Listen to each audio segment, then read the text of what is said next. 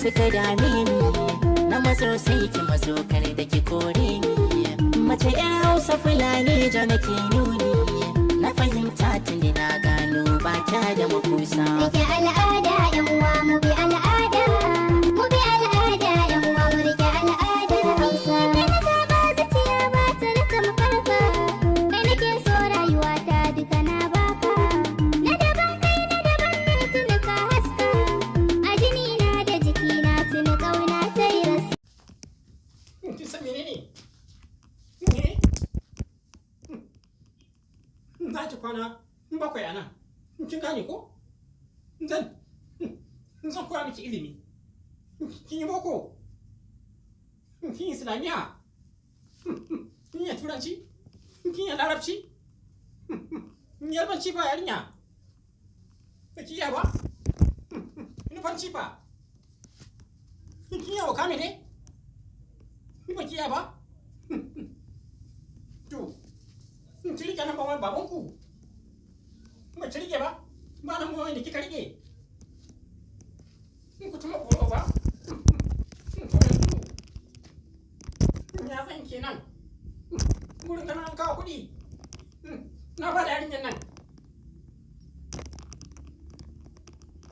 Ya ma ke yi? Ni da ko dubu goma ka bani. Sai sake ta.